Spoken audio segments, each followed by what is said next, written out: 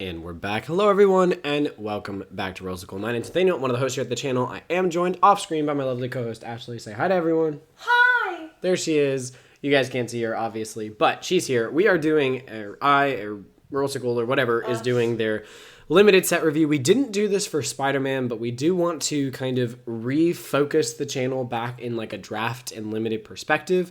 So we're going to try to do that now with, with Avatar. You guys know our opinions on Universes Beyond and all that sort of thing, but we're going to try to separate that out of this video. You okay, darling? What are you reaching for? This?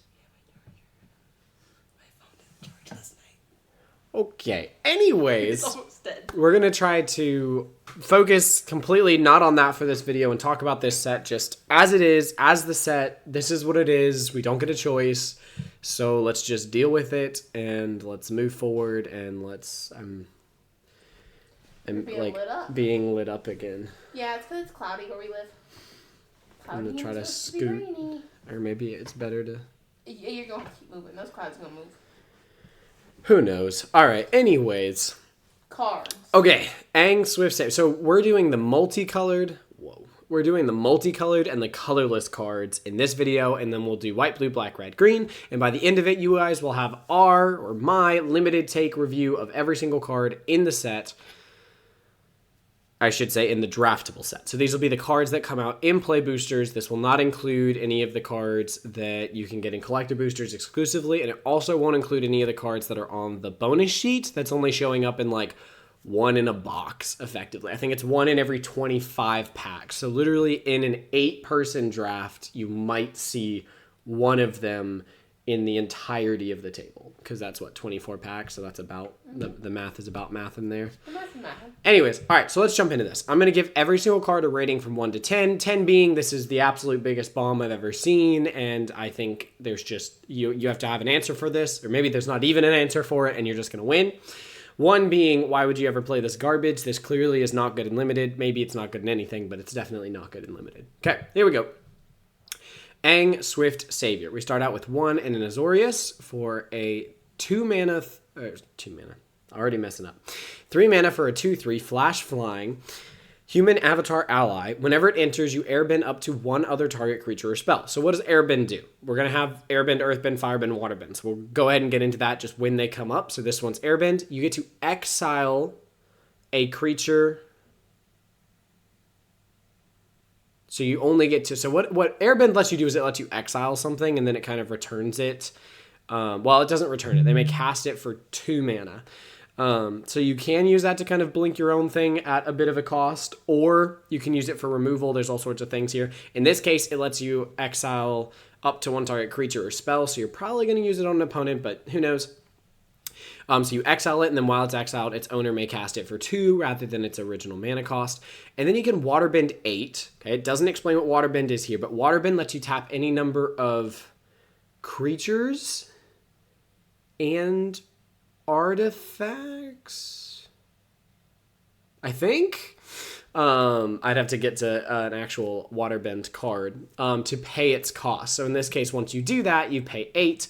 You get to transform into Aang and Law Ocean's Fury, which is a 5/5 reach trample. Whenever it attacks, put a +1/+1 counter on each tapped creature you control, which notably will hit it. I think this is a very good card. I think that, you know, rarely are you going to see this come in and not sort of kind of take the game in your direction, especially with that late game ability, being able to waterbend it. Or if you're in white-blue, I'm not exactly sure what the white-blue color theme is. I assume it's kind of waterbend-y. I don't know. I honestly probably should have looked up the color pairings, but it's fine. We might be able to figure them out just by reading the cards. I'd probably give it like a 7. I feel like this is a very strong card. But of course, it is at rare. I should have clarified. You guys can see the symbols here, but it does matter. Okay, then we have an uncommon. Air Nomad Legacy for just an Azorius enchantment. Whenever it enters, you create a clue token. Creatures you control with flying get +1/+1. Okay, so maybe we're going for like a flying-esque kind of theme in Azorius. So we have, like I said, 2 mana enchantment. When it enters, you create a clue. So it does over the long term replace itself, and if you have enough creatures with flying, this is going to buff them up, but I definitely think this is a build around card. If you don't have the creatures with flying, you definitely don't want to be spending 2 mana just to create a clue. I'll give this about a 4. Next, we have Cat Owl. Oh, that's cute art.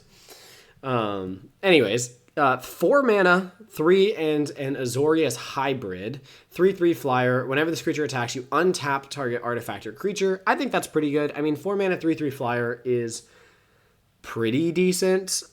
We've seen better, but at common, this isn't bad at all, I don't think. I mean, it's giving yourself at least a decent-sized creature. It's also giving you evasion, and it sounds like Azorius is going to want these flying creatures.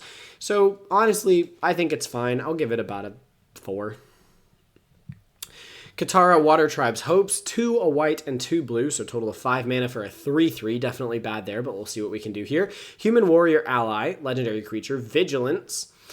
Whenever it enters, you create a 1/1, so you're getting 4 mana out of this, and then Waterbend. Here it tells us what Waterbend does. While paying a Waterbend cost, you can tap your artifacts and creatures. So I did have that one right, and they each pay for 1. You can Waterbend X. Creatures you control have base, power, and toughness XX until end of turn. X cannot be 0. Activate only during your turn. This could be a bit of a bomb if it sticks for 1 round, because if you have the 5 mana to cast this, like, while paying a Waterbend cost, you can tap your creatures and artifacts, but you don't have to. So you could just pour into this next turn and have a 5/5 Vigilancer, and the 1/1 she creates is now a 5/5. I think it's pretty good. You can only do this during your turn, so you can't do it defensively, so I don't think it's broken, but I'll give it about a 6. And she is a rare. Next, we have Sokka here at Uncommon, 1 and 2 Azorius Hybrid.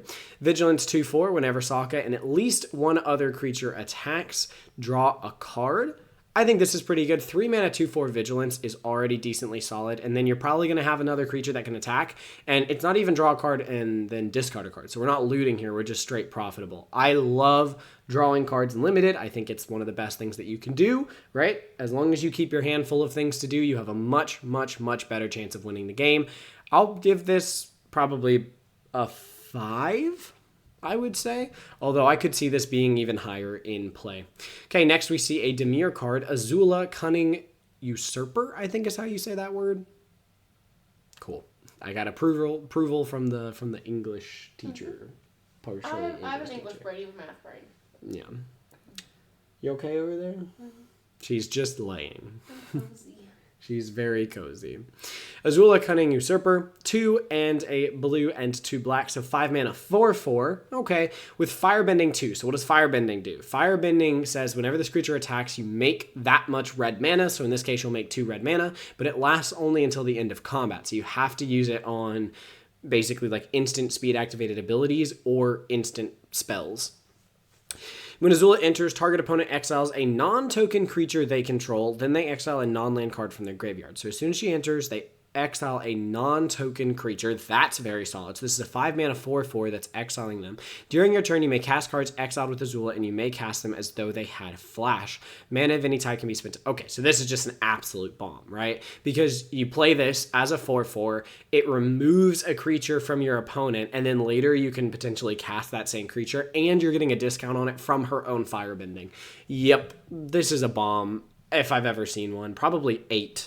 I would say. I mean, it could be removed to the turn it comes out. Maybe it deserves higher than 8, but right now we're going to call it an 8. Sometimes I do like looking at the alternate art. Oh, I didn't even know they had art like this in this set. Look at that.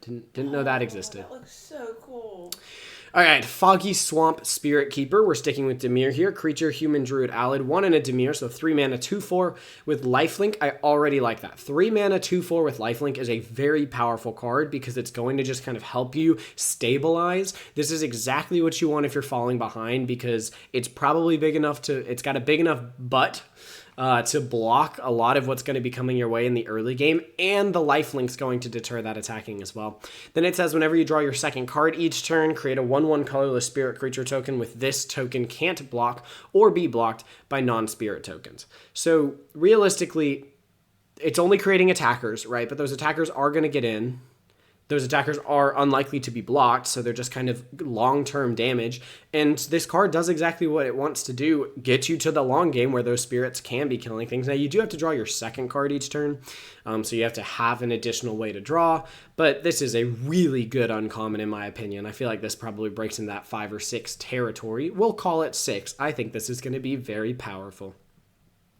Next, we see Hama the Bloodbender, 2 and 3 Dimir hybrid, which is a really interesting mana cost because 3 hybrid makes it really hard to play in a deck that's just blue or a deck that's just black and splash or playing some other color. So hybrid, typically we see like, oh, it could go in like a black-red deck or it could go in a blue-green deck or whatever, right? You only have to play one of the 2 colors of the hybrid mana.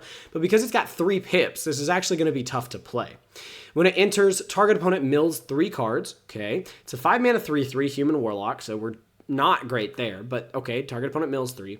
Exile up to 1 non-creature, non-land card from that player's graveyard. For as long as you control Hama, you may cast the exile card during your turn by waterbending X rather than paying its mana cost, where X is its mana value. Okay, so it does let you sort of steal cards. Notably, and again, I should say, I'm reading these all pretty much for the first time watching right now. That you guys are seeing my first reactions to these cards, because I want you guys to kind of just see what I think as a, I don't want to call myself a good limited player, but I play a lot of limited. I like limited. It's my preferred format. So as somebody who prefers playing limited, what I think of these cards. This seems weak to me. 5 mana 3/3 is already bad. Now you do get the mill right away, and then you can exile up to 1 non-creature, non-land card. But you might not even hit that because the most likely cards in their deck are going to be creatures and lands, right? So honestly, I don't love this. I feel like you're paying a lot for it. I'm probably going to give it about a 3. I don't think this is a great card. All right, next we have Messenger Hawk, 2 and a hybrid Dimir. Bird Scout Flying, 1/2. Whenever it enters, you create a clue token, so in the long term, it replaces itself. This creature gets +2/+0 as long as you've drawn 2 or more cards this turn. I think this is fine. For a common, we're seeing a nice flyer here. Now, it is a relatively expensive flyer. For 3 mana, getting a 1/2 flyer that doesn't even have like Vigilance or something like that is a little tough. It does make the clue, which replaces itself. It also makes a clue, so in the blue archetype, you're now going to be able to waterbend with that clue, so we need to think about that. But I think it's fine. I don't think it's anything crazy. I'll give it about a 3 or a 4. All right, here we are into Rakdos now. Cruel Administrator, 3 and a Rakdos for a 5/4. That's okay. 5 mana for a 5/4.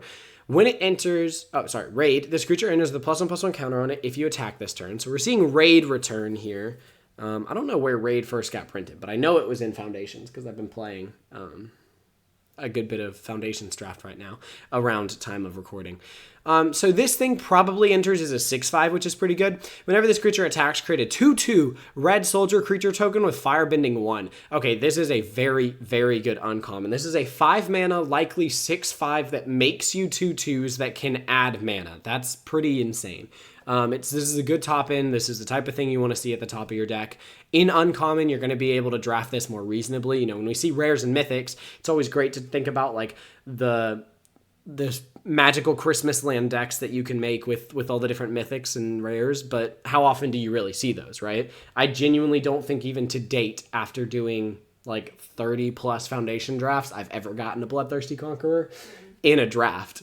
And so, you know, I'm like, ooh, we could make some crazy decks with that, but you have to actually pull it. This is obviously an uncommon, so I think we could see this being one of the mythic level uncommons here. I mean, there's just so much value. When you talk about like rectangle theory and making the 2/2 soldiers that can then make mana, that can then cast you, yeah, this is great. This is wonderful. I might even give this like a 7 as an uncommon. This seems very, very powerful. It's also just a big body. I like this a lot. Okay, moving on. Ozai the Phoenix King. Speaking of mythics, this is a mythic. 2 black and 2 red. Okay, so 6 mana, 7/7's pretty good. Trample, Firebending 4, and Haste. Okay, so this is going to be a bomb, right? If you would lose unspent mana, that mana becomes red instead. Okay, so this is one of those things where you get to keep mana. Ozai has flying and indestructible as long as you have 6 or more unspent mana. Okay, cool. So that actually gives you a bit of a payoff for not spending mana. Because typically when you're casting something for 6, you don't have a ton of cards left in your hand. That's just kind of how that goes. So having unspent mana wouldn't do a lot. But he does have a payoff for having unspent mana. So that's pretty good. So this thing comes down as a 6 mana, 7/7 trampler that's going to get in because it has haste. Then you're getting 4 of that mana back for firebending. You don't even lose it. So if you have something else in your hand and you're like, oh, do I want to play the 4-drop? Do I want to play the 6-drop? I can play the 6-drop, attack with the 6-drop, get the 4 mana, don't lose it because the not losing unspent, and then cast 10 mana worth of stuff in one turn. Or you could could hang on to the mana, and then next turn he'll have flying and indestructible, which notably, the firebending is an attack trigger. So if you tap your mana before combat on the next turn, all you have to do is tap 2 of it, then you attack with him, you'll get 4 more mana, and he'll have flying and indestructible. So this thing is broken. Yeah, this is like a 9. I almost want to give this a 10. I almost want to say that this card is kind of unbeatable. I haven't seen the regular color removal in this deck, so I don't know how easy it is to hold up instant speed removal or have removal next turn for this, but I think if you don't remove this the turn it comes out, this probably wins the game. I imagine. I don't know for sure. I mean, we'll see, but it's at least a 9, borderline 10 out of 10. This is an incredible card. If you pull an Ozai the Phoenix King in your pre-release or in your draft, play it and win. All right, Vindictive Warden. Here we go. We've got 2 and a Rakdos hybrid. 2/3 Menace with Firebending 1. 3 mana. Activated ability, this creature deals 1 damage to each opponent. So see, I know that in this set there's going to be a lot more like instant speed activated abilities that you can pour firebending mana into. So in this case, 3 mana, 2/3 with Menace is okay. I mean, that's about what we've been seeing. And then this happens to produce 1 mana. Now, you don't necessarily want to use, like, that mana isn't enough to really do this thing's trigger, so you're probably not going to want to do this activated ability unless you have, like, nothing else to do. But I think it's fine. I think this is an acceptable body. I'd say maybe a 3 out of 10. Somewhere in there. Okay, Zhao. I don't know if I'm pronouncing that right. Zhao? It's been a long time since I've seen this show, and I've only watched it once. Ruthless Admiral. 2 and 2 Rakdos hybrid. He is an uncommon 3/4, so 4 mana 3/4, but firebending 2. Whenever you sacrifice another permanent, creatures you control get +1/+0 until end of turn. So that's interesting. I mean, obviously, I haven't seen any treasure making, but treasures would be permanents. The clues that things are making are permanents. There might be sack triggers in other cards. We haven't really seen that yet. But this seems okay at best. I'd give it maybe a 4 or a 5. The 2 mana that it is making, I'd probably a 4. I'm not in love with this card. Okay, rare here. We have Zuko Conflicted. Just a Rakdos here. 2/3 for 2 is already good. At the beginning of your first main phase, choose one that hasn't been chosen, and you lose 2 life. So you only get to do these once. Draw a card, put a +1/+1 counter on Zuko, add a red, exile Zuko, then return into the battlefield under an opponent's control. That's interesting. Huh. Okay, I gotta pause here for a moment because that's flavorful, right? Because Zuko changes sides. He's originally a bad guy, then he's a good guy. So this is like you get all this benefit from him, but then he changes sides on you. That's a really flavorful card. I think that's really creative. Wow. Okay, so you almost like want to block with him and kill him before you have to do that one. That's really interesting. And you're hurting yourself when you do it because you lose 2 life. This is a very fun card. I don't think it's super powerful. I'll give it maybe like a 5 out of 10, maybe a 6 out of 10. I mean, being able to draw a card, make it a 3/4, and get some extra mana out of it is decent, but you're losing 6 life in the process. So you're almost getting hit by a Zuko worth of damage back because he's a 2/3. I don't love it. I think it's probably about, like I said, a 5, maybe. But I think it's so flavorful. This is super awesome. What is the other art for this one? Oh, look at that. Pretty neat. Pretty neat. All right, what do we have here? Bitter Work. We are into Gruul. 1, a red and a green enchantment. Whenever you attack a player with 1 or more creatures with power 4 or greater, draw a card, and you can exhaust this to Earthbend 4. Okay, we haven't seen Earthbend. So what does Earthbend do? You target a land, it becomes a 0/0 creature, and you put that many +1/+1 counters on it. So in this case, a land becomes a 0/0 creature with 4 +1/+1 counters on it. Notably, it says when that land dies or is exiled, you do get it back on the battlefield tap. So you return it to the battlefield tap. So you do kind of... You don't lose a land if you trade your earthbended land for another creature. So that part's nice. This seems fine. We've seen a lot of enchantments like this before. But notably, again, I've been playing a lot of Foundation, so I think of like Garruk's Uprising, where it sounds really promising because you're like, oh, think of all the cards I could draw, but you have to consistently be like playing those creatures with power 4 or greater. I do like that this one is attacks with a creature power 4 or greater, and it has the ability to make a creature with power 4 or greater that can attack because it does give that creature haste. It does give the land haste when it makes it when you earthbend. So I think this is okay, but I don't think this is going to be great. maybe if you are in Gruul, you're going to want this because there might be a lot of power 4 or greater lands that you're attacking with, but it's probably just fine at best. I'd give it a 4 out of 10. Moving on, we have Boomy Unleashed, 3 and a Gruul. Legendary creature, human, noble ally. Excuse me. 5 mana for a 5/4 with trample, but when it enters, you earthbend. So it's 5 mana for a 5/4, make a land a 4/4, which is pretty solid. Whenever Boomy deals combat damage to a player, untap all lands you control. After this phase, there's an additional combat phase. Oh, only land creatures can attack during that combat phase. Okay, well that got worse. But it is still pretty cool. I like that. So you attack. I mean, this thing enters, you attack with like 9 mana worth of stuff. If he happens to get damage through, then you can attack again with your 4/4s. You also just untap all the lands you control. So if you just wanted to ramp out and do crazy cool things, this is, I'm not surprised that this card is going for a lot of money. Oh, that's cool too. Yeah, I think it's decent. I don't think this is as broken as the 6 mana one that we were talking about earlier, but I think it's pretty close. I'd probably put this at about an 8 out of 10. All right. Earth Rumble Wrestlers, 3 and a Gruul hybrid. Human warrior performer at common. 4 mana for a 3/4 with reach. It gets +1/+0 and has trample as long as you control a land creature or a land entered the battlefield under your control this turn. Okay, so in green, it's very likely that you're going to have one of those. Like either you played a land or you will have a land creature. So it's very likely this is a 4 mana 4/4 with trample and reach, which is okay. But there is a chance it's only a 3/4, so I'd say because of that, it probably drops down to about a 3 out of 10 for me.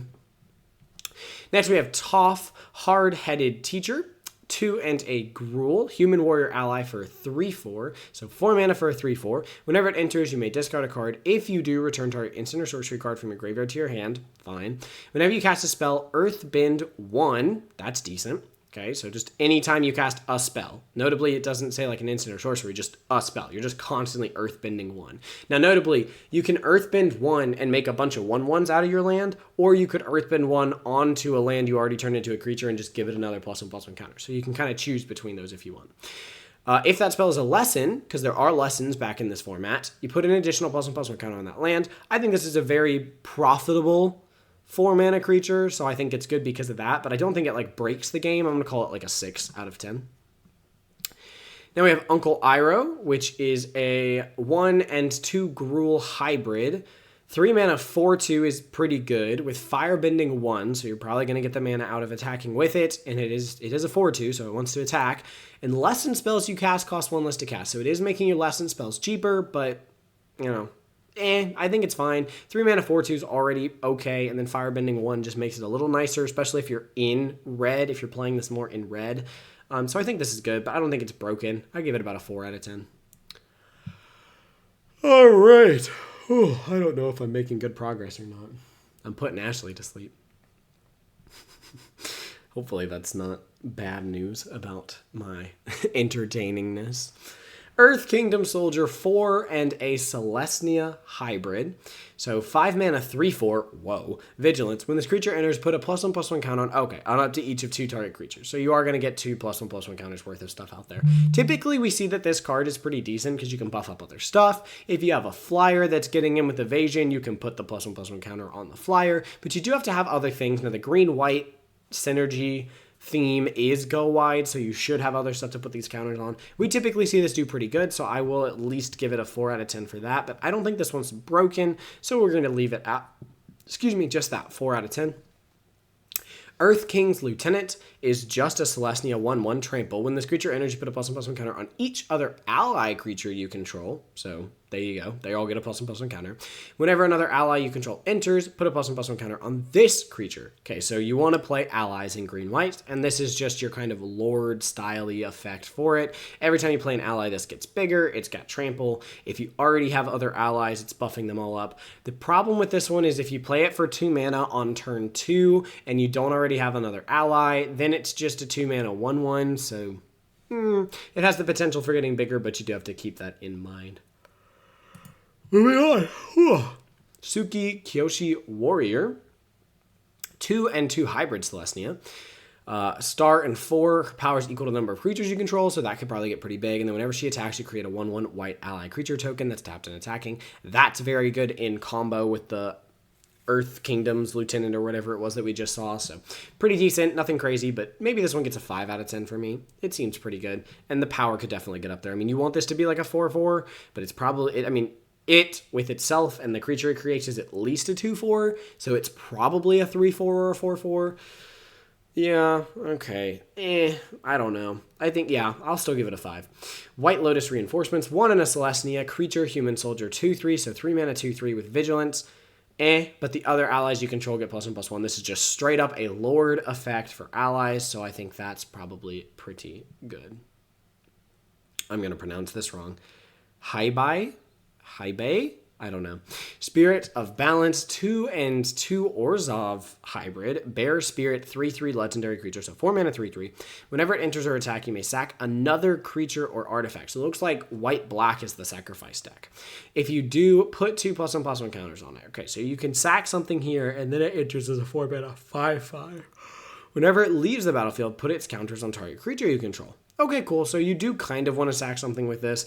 This is one of those things that is only decent if you have stuff to sack to it, and then you have stuff when it dies. So you definitely need to build around this. I think not build around this is like a 3 out of 10, but build around it might be breaking into the 4 or 5 out of 10. It's still not anything too crazy. 1 and a Orzhov hybrid, pretending Pox Bearers, human citizen allies, 2/1. So 2 mana, 2/1s. Whenever they die, you create a 1/1. I do like this. 2 mana, 2/1 that when it dies, you create a 1/1 is just kind of giving you some extra value. It also gives you some better stuff to sacrifice, which is what the Orzhov mechanics are wanting to do. So all things considered, I think this is pretty good. I'm going to give it a 4 out of 10. Maybe 5 out of 10. These things tend to do pretty... No, 4 out of 10. 5 is too high. Sandbender Scavengers, we have just a straight Orzhov here. This one's a rare human rogue 1/1. Whenever you sack another permanent, put a +1/+1 counter on this creature, so it's going to get better every time you sack stuff. When this creature dies, you may exile it. When you do, return target creature card with mana value less than or equal to this power from the graveyard to the battlefield. Okay, so this thing's pretty similar to, say, like a Fiendish Panda effect, but it's not life gain. It's whenever you sack something, which is definitely going to be harder to do. Yeah, I don't love this because you have to sacrifice, right? How often are you honestly sacrificing? I mean, it is permanent, so it doesn't have to be a creature, but still. I guess when you crack a clue, are you sacrificing it? Is that part of the... It's an artifact with pay 2, sack it. Yeah, okay, cool. So anytime you sack a clue, this thing would get bigger. It's okay, but I might say this is like a 4 out of 10, and that's in the rare slot. So definitely don't want this unless I'm already building into Orzhov. Okay, Orzhov, straight up enchantment, a white and a black enchantment. When it enters, you create a clue. Whenever you sack a permanent during your turn, create a 1/1 white ally creature token. And of course, this ability triggers only once each turn, so you can't just like spam a free sack effect. That makes sense. I think this one is pretty good. 2 mana, make a clue, and then whenever you sack a permanent, which at least the clue would let you do, you then get a 1/1, and you can kind of cycle this into that. I think this is pretty good. I don't think it's crazy, but I think it breaks into maybe 4 out of 10 territory, which for an uncommon isn't anything crazy. Okay, here we have 1 and a Jeskai, Abandon Attachments. This one is an instant lesson, so again, this is a lesson. We talked about lessons. You may discard a card. If you do, draw 2 cards. So 2 mana, discard a card, draw 2. This is essentially just, what is it called? Thrill of Possibility?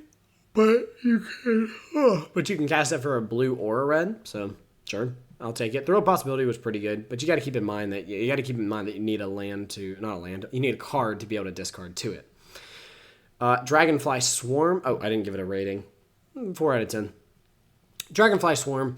1 and a Jeskai. Dragonfly Swarm is a star 3 flying ward 1. This creature's power is equal to the number of non-creature, non-land cards in your graveyard. So it's not just instant sorceries, it's just straight up non-creature, non-land.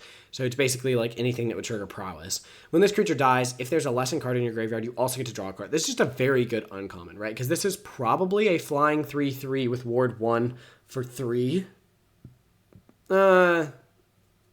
No, it's probably like a flying 2/3 with ward 1 for 3 that then might die and draw you a card. I think it's okay. I don't think it's great. It's probably around the 4 out of 10. Maybe if you can consistently get the draw card, which we'll see, because there are a lot of lessons. If you can consistently get the draw card, I think it probably bumps up to 5.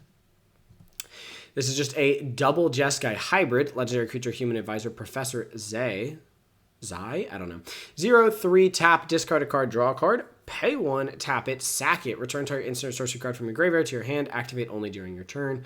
This is fine. 2 mana 0/3 is going to get you into the later game. You can always use it to be cycling cards, although you are discarding before you draw, so keep that in mind. But it does help you get those like second draw triggers, so it's okay. It's not great. Probably a 3 out of 10. I don't love this card. Oh, excuse me. Sokka Bold Boomeranger. This is a Jeskai 1/1. Whenever it enters, discard up to 2 cards, then draw that many cards. Whenever you cast an artifact or lesson spell, put a +1/+1 counter on Sokka.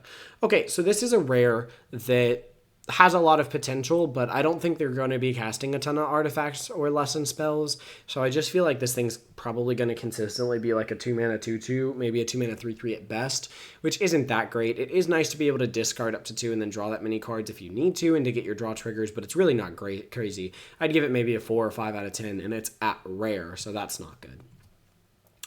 Next, we have Baifongs, I don't know. Bounty Hunters, 2 and a Golgari, creature human mercenary 4/4, so 4/4 for 4. Whenever a non-land creature you control dies, you earthbend X, where X is that creature's power. That's pretty good. I like that. I mean, this is a rare, but that is very powerful because you're getting value out of all of your creatures, turning them into lands, which is nice. Turning them into land creatures, which is really nice. I like this a lot. I'd say this is probably a 6 out of 10, or maybe a 7 out of 10. All right, Daily Agents, 3 and a Golgari 5 for a 3/4 human soldier. But when it enters, you earthbend 1, and then you earthbend 1 again. So you either get 2 1/1s, or you can get a 2/2. Whenever this creature attacks, each opponent loses X life, and you gain X life, where X is the number of creatures you control with +1/+1 counters on them. I do think Golgari is kind of a +1/+1 counter-y themed deck around the earthbend mechanic. So that's pretty good. You're probably getting 2 life trade off of that every single time, which is pretty good. I think, honestly, this is solid. It probably breaks into that 5 out of 10 category. Earth Village Ruffians, 2 and a hybrid Golgari. Human Soldier Rogue, 3/1. Whenever this creature dies, you get to Earthbend 2. So this is a 3 mana 3/1 that then Earthbends 2 when it dies. This would be better if it made you a 2/2, but it's still not that bad. I'd give it a 4 out of 10. Longfang Grand Secretariat, 1 and 2 Golgari hybrid. Legendary creature, human advisor 2/3. Whenever another creature you control or land you control is put into a graveyard from the battlefield, put a +1/+1 counter. Okay, so you have to have a creature or a land go into the graveyard. The reason I don't tend to like these cards is because you basically have to lose things. This is really only good in the build around sack deck that has a lot of things to sacrifice. And even then, that wants you to kind of sacrifice artifacts as well, which aren't going to trigger this. So I really don't think this is great. I'd probably give it probably about a 3 out of 10. Aro T-Master, 1 and a Boros. So 3 mana 2/2. When it enters, you make a food token. At the beginning of combat on your turn, you may have target opponent gain control of target permanent you control. When you do, you create a 1/1 white ally creature token. Put a +1/+1 counter on that token for each permanent you own that your opponents control. Interesting. So this one's all about like giving your stuff to your opponent. That's a really weird, I mean, obviously I think that's a very commandery style card in how it's written and what it's like about, but I think that's fine. I don't think it's broken. In limited, it's probably like a 4 or 5 out of 10 though. I don't think this thing goes crazy.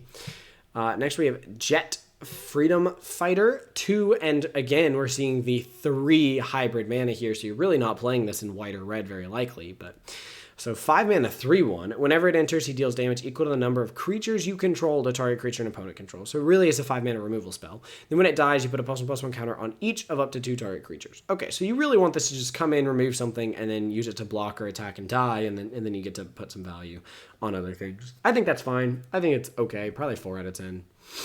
If you have enough stuff, it's maybe a 5 out of 10, but you have to have the board state, so that's why I'm going to drop it down to a 4. Sun Warriors are 2 and a Boros. Human warrior ally, so 4 mana 3/5 is fine. Firebending X, where X is the number of creatures you control, is very good. And then 5 mana be able to just make an ally is exactly what this type of card really wants to do. So I think that that's really good, right? Because if you have like 4 creatures when you're attacking with this, you're attacking with a 3/5 that's probably hard to kill. And then you're just getting mana like crazy. I mean, you're basically just getting a free creature every turn. And that obviously that creature is then contributing to having more firebending. Like, that's really good. Probably 5 out of 10. Wandering Musicians is 3 and a Boros hybrid. Whenever this creature attacks, creatures you control get +1/+0 until end of turn, and it's a 2/5. So 4 mana 2/5 is whenever it attacks, the other creatures get it. It's fine.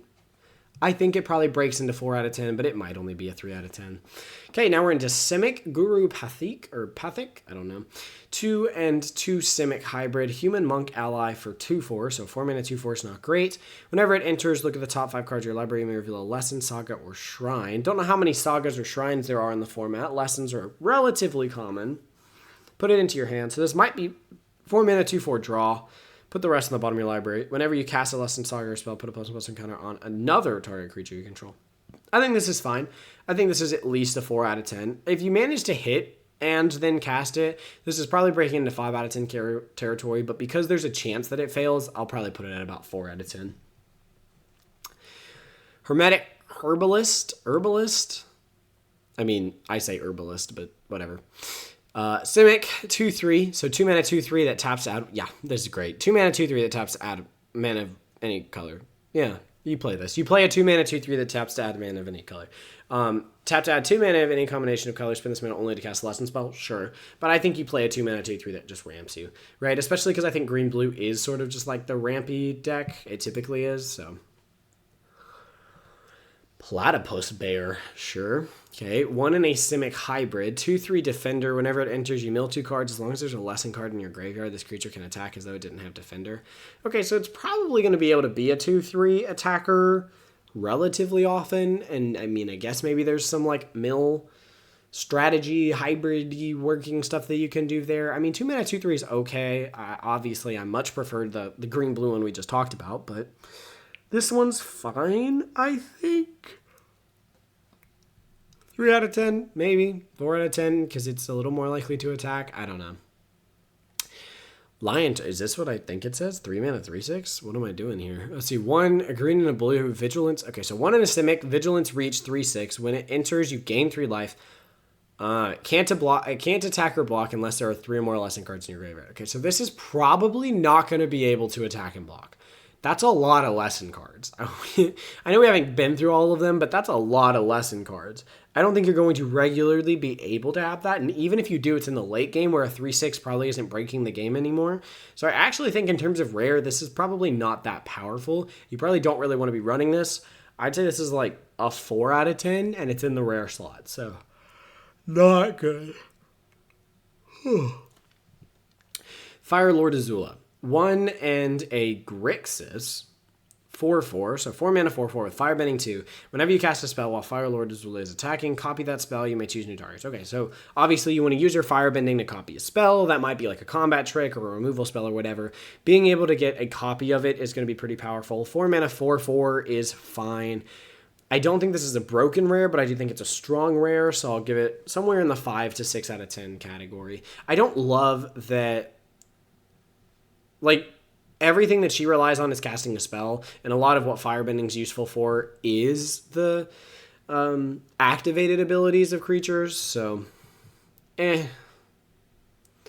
don't know. Toph the First Metalbender.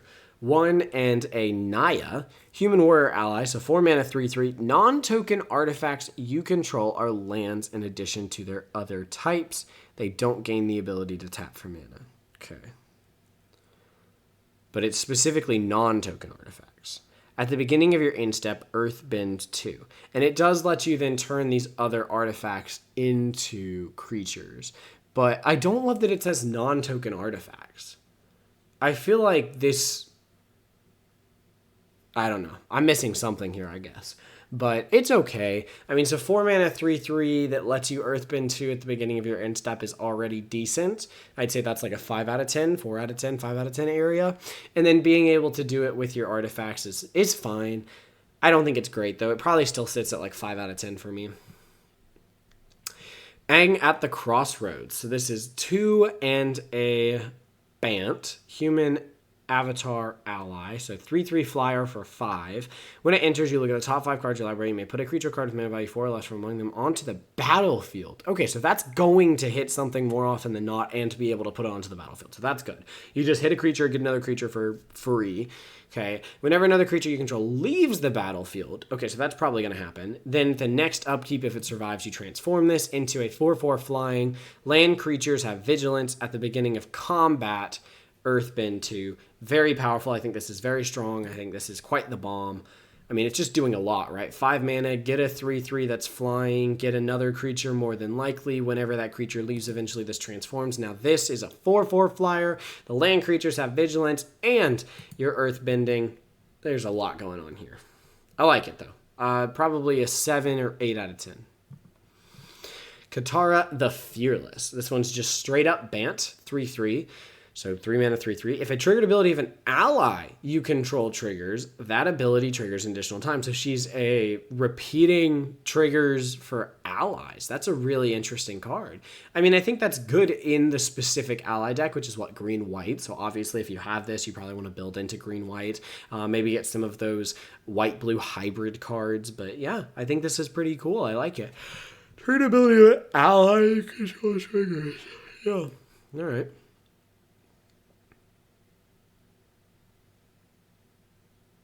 Wait. I'm a little confused here. Isn't she an ally you control? So, like, if a triggered ability of an ally you control triggers, since she's an ally, is this a triggered ability?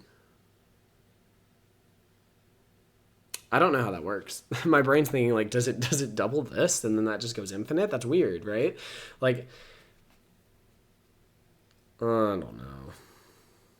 It shouldn't. But it's weird because you usually don't see this affecting, like, the thing that the card is, right? I don't know if that makes sense. If a triggered ability of an ally you control triggers, that ability triggers an additional time. So you play an ally.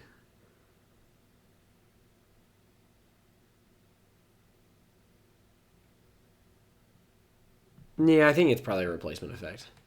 Okay, Firelord Zuko. This is a Mardu, so 3 mana, 2/4. Firebending X where X is Firelord Zuko's power.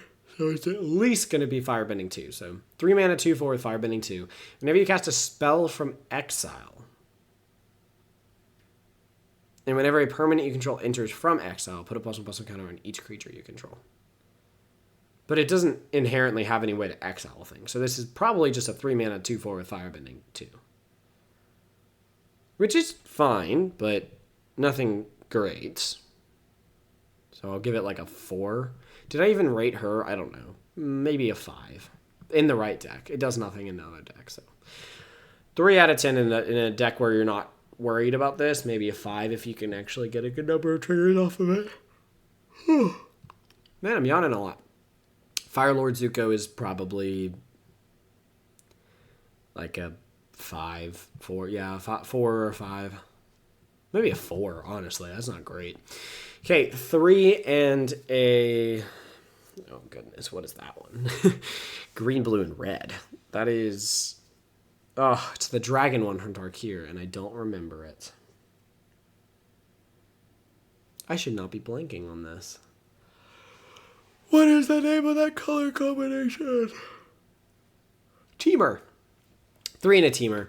Human noble allies of 5, 5, 4, 6, but has Firebending 2. During your turn, each non-lesson instant or sorcery card in your graveyard has flashback. So this one wants non-lessons. During your turn, each lesson card in your... Oh, okay, never mind. Has flashback 1. That's crazy. That's pretty cool. And if those are instant speed, the Firebending can probably trigger both of them, so you're just getting, like, crazy value off of this. This is pretty good. I'd say this is like a 6 or a 7 out of 10. All right. Sokka Tenacious Tactician. 1 and a Jeskai, 3/3. So 4 mana, 3/3 with Menace and Prowess. Other allies you control have Menace and Prowess. Whenever you cast a non-creature spell, create a 1/1 white ally creature token. This seems very, very powerful in a Jeskai instance and sorcery deck, like Prowess-y themed deck. This seems very, very powerful. This probably does a lot of work. I imagine. All right, and then we have Avatar Aang here, the full 4 colors, red, green, white, and blue. The only one that's missing here is black because this is all 4 of the colors that are associated with the 4 elements, right? So red, green, white, and blue. Flying with firebending 2, so 4/4 with firebending 2. Whenever you waterbend, earthbend, firebend, or airbend, draw a card. So this thing is just a 4/4 fly. So this thing's a 4/4 flyer that says whenever it attacks, draw a card. Busted. Now, you do have to be able to cast it, though.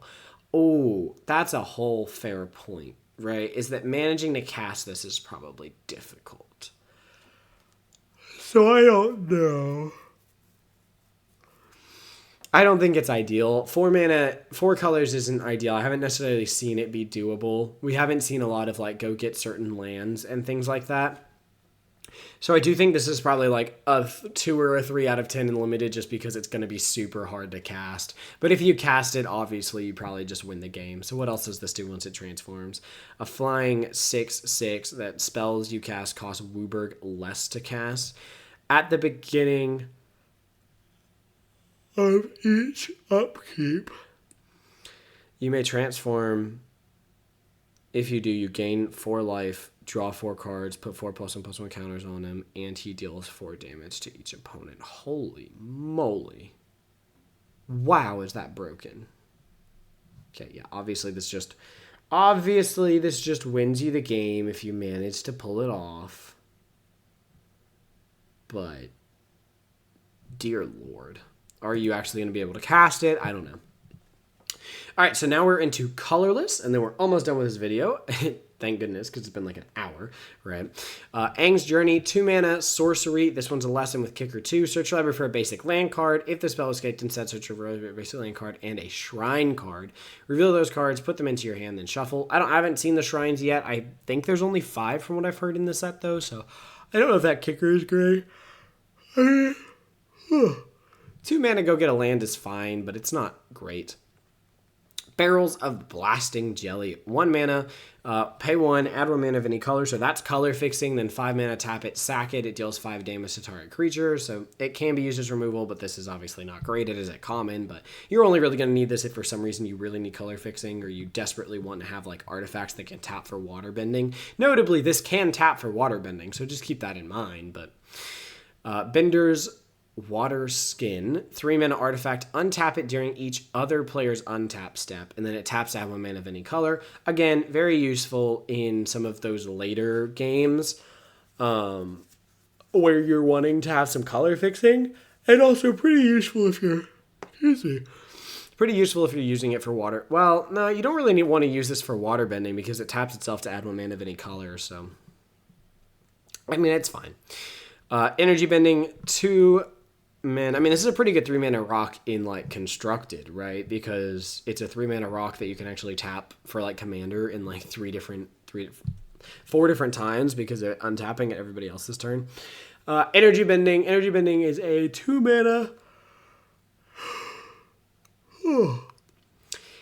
Jesus. Okay. Energy Bending is a 2 mana instant lesson. Lands you control gain all basic land types until end of turn, then you can draw a card. So I guess this is supposedly like, oh, I have 6 mana, I'm running Avatar, like I want to be able to cast it, but what are the chances that you actually get this and pull this off? I think this is mostly going to be like a 2 mana draw card with maybe a little bit of fixing involved.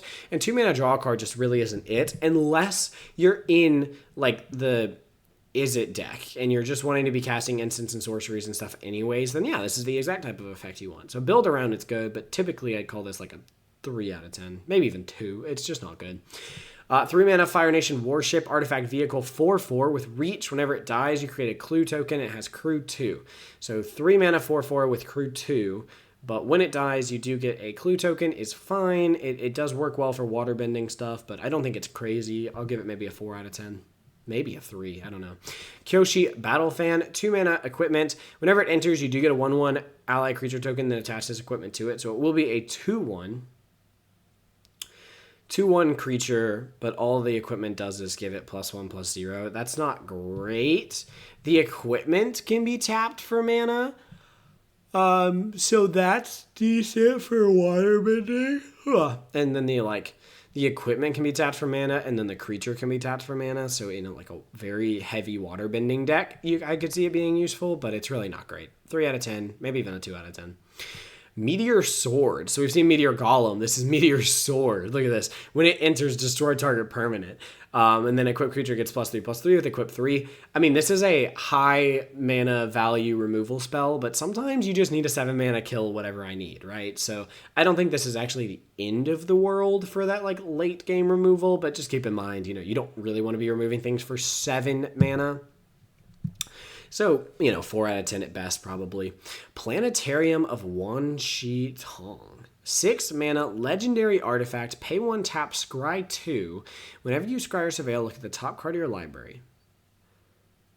You may cast that card without paying its mana cost. Do this only once each turn. Look at the card after you scry or surveil. That's pretty cool. So this is like 7 mana. Scry 2, cast whatever's on top is pretty good because then every turn after that so you want to be able to do this on 7 mana. But I do think it probably is pretty good after that. Yeah, I think this is playable. I think this is playable at 7 mana. It's not great though if they have a way to destroy artifact, which I don't know how much there is of that in here, but if there is a lot of that in here, then it's not great. So keep that in mind. But I think it's fine. Maybe like a 5 out of 10, but could be really fun. The Walls of Ba Sing Se. Oh my god. 0/30. Defender. Other permanents you control have indestructible. Wow. Talk about this in all like the wall theme decks. Jeez. The one from Tarkir wants this card real bad. Yeah, I mean, other permanents you control have indestructible, and this thing being a 0/30 is very strong. I do think this is actually a playable top end just because it gives everything else indestructible, and so now you're going like, great, they have to find removal for a creature or an artifact, and until they do, the game just, I don't lose more than likely. So I like that. Yeah. But I don't think at 8 mana, I don't think it changes. I don't know. It might be like a 4 out of 10. Okay, Trusty Boomerang. 1 mana artifact equipment has pay 1, tap it, tap target creature, return Trusty Boomerang to its owner's hand. Oh.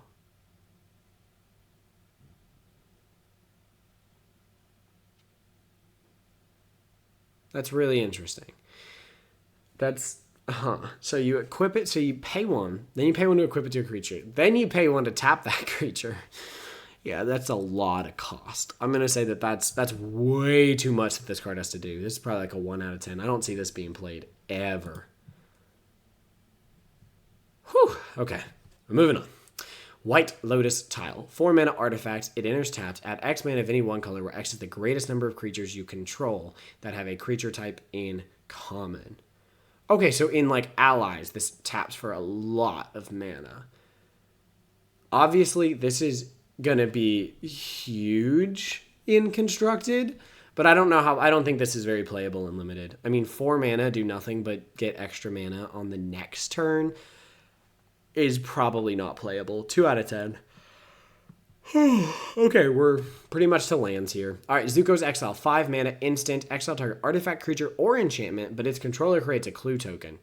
Yeah, that's not great. Again, it's 5 mana. You can throw it in any deck, and it does remove pretty much anything you need, but you are giving your opponent a clue. Not great, but, it will work in a pinch. Probably about a 3 out of 10. All right, so quickly, let's look at the lands here. We have Abandoned Air Temple at rare. That could pay 4 to put a +1/+1 counter on each creature you control. That's good. We have Agna's Kayal. Tapped unless you control a basic land. And then you can draw a card, discard. That's also pretty good. This one is pay 4, tap, create a 1/1 spirit is fine. And then pay 2, tap, target creature you control gains firebending 4. So pay 2 mana to give something firebending 4 isn't the end of the world. I don't know if that one's great. And then 3 mana Earthbend 2 is also probably pretty solid, I would say. Oh, then we have a common one here. See, 4 tap, sack it, draw a card. Okay, so for the late game, sack it, draw a card, right? 4 tap, sack it, draw a card. 4 tap, sack it, draw a card. Is there just one in every single color pair? Yes. Yes, there is.